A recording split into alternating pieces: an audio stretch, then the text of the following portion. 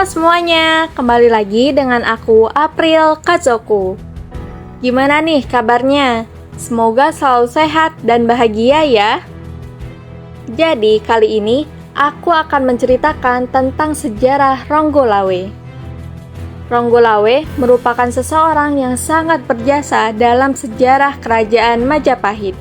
Begini ceritanya.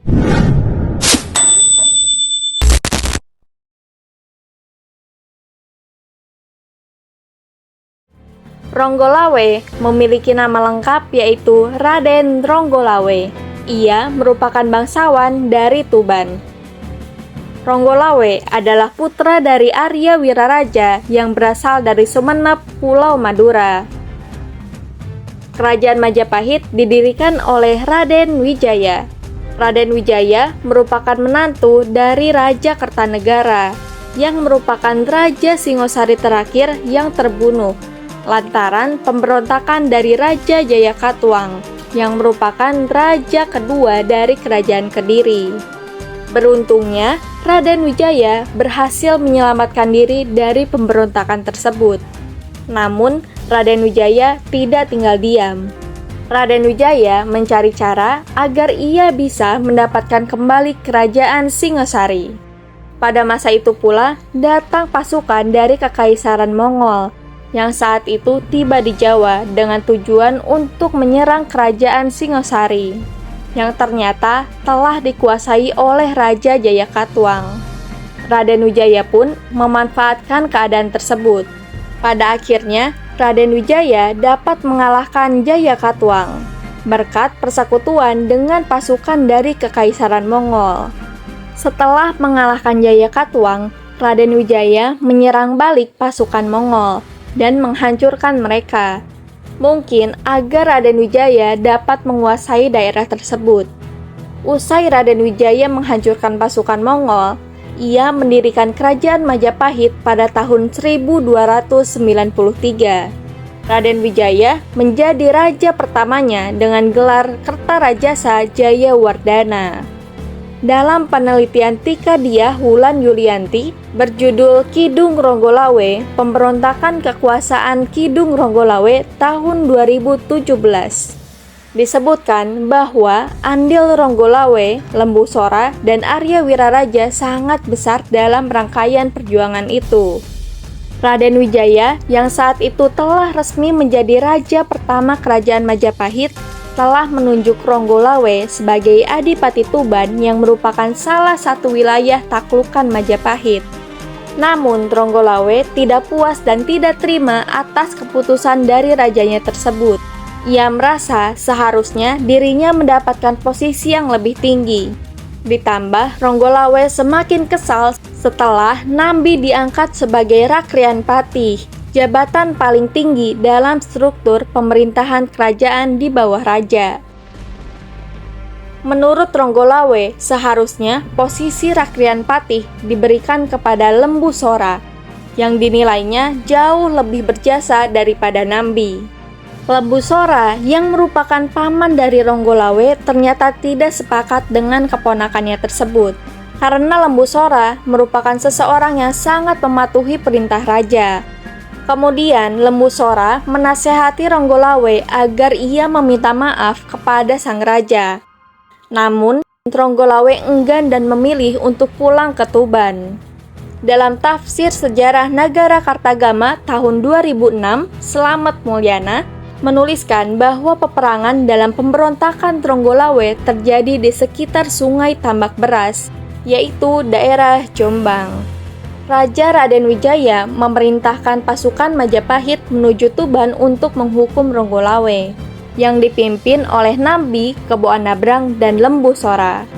Di Tuban, entah bagaimana Ronggolawe dapat mengetahui bahwa ada pasukan dari Kerajaan Majapahit datang untuk menyerang dirinya.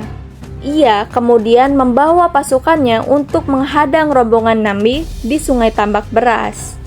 Di situ langsung terjadi peperangan yang sangat sengit. Ketika rombongan Nambi dan rombongan Ronggolawe sedang berperang, Ronggolawe berhasil menikam kuda yang ditunggangi oleh Nambi. Namun, Nambi masih bisa selamat dan berlari. Kebo Anabrang pun langsung mengambil alih pimpinan perang pasukan Majapahit. Ia langsung memerintahkan pasukannya untuk mengepung pasukan Tronggolawe dari 3 penjuru arah mata angin, yaitu timur, barat, dan utara.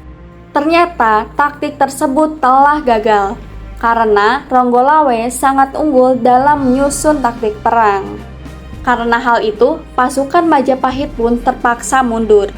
Kebo Anabrang langsung memutar haluan dan memacu kudanya dengan sangat cepat, namun dikejar oleh Tronggolawe. Sayangnya, dalam pengejaran itu, kuda Tronggolawe terjatuh dan tercebur ke sungai Tambak Beras.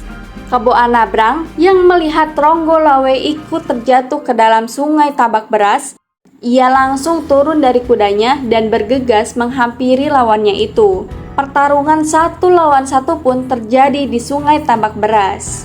Kebo Anabrang yang lebih unggul bertarung di derasnya arus sungai mampu mencekik leher Tronggolawe. Tronggolawe pun sekarat dan akhirnya menghembuskan nafas terakhir.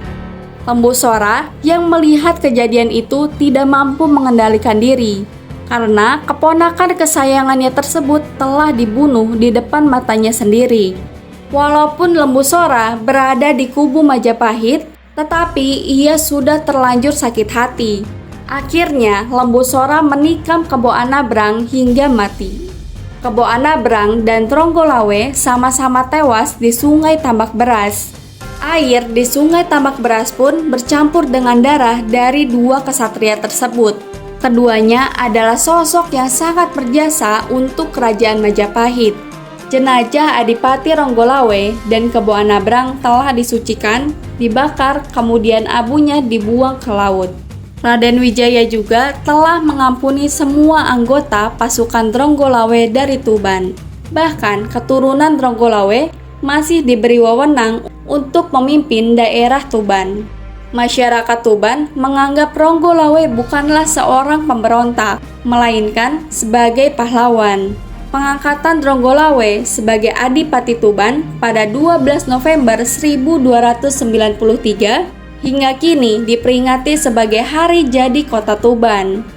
Ia sering digambarkan sebagai simbol kesetiaan dan keberanian, tetapi juga sebagai contoh tragis dari konflik internal dan ambisi pribadi yang mengarah kepada kehancuran. Legenda Tronggolawe juga menyoroti dinamika politik dan sosial dalam proses pendirian dan stabilisasi kerajaan Majapahit. Tronggolawe tetap dikenang dalam sejarah dan budaya Jawa sebagai salah satu tokoh penting yang berkontribusi pada berdirinya salah satu kerajaan terbesar di Nusantara. Oke guys, sekian video dari aku tentang cerita Tronggolawe yang sangat berjasa atas berdirinya kerajaan Majapahit. Bantu aku terus ya dengan cara like, komen, share, dan subscribe. Terima kasih sudah menonton. Bye!